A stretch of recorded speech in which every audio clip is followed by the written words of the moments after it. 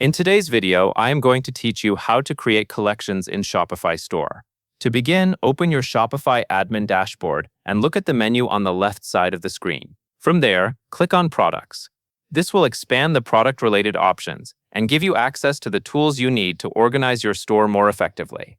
Next, click on Collections from the list. Collections help you group products together into categories, which makes your store easier to browse and helps customers find items more quickly.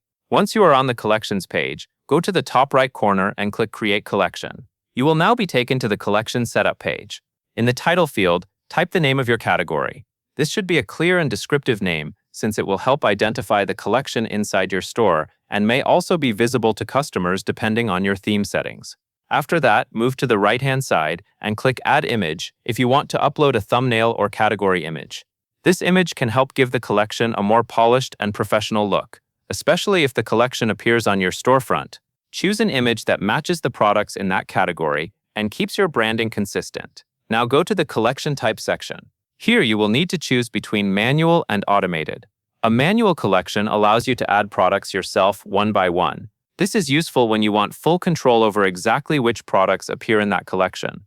An automated collection is useful if you want Shopify to include products automatically based on rules that you set. If you choose the automated option, set your conditions in the Conditions area. These conditions tell Shopify which products belong in the collection. For example, products can be grouped based on details such as product title or other matching criteria available in your store. Take a moment to review these settings carefully so the correct products are included. Once everything looks good, go to the top right corner of the screen and click Save. This will create your new collection and store your settings.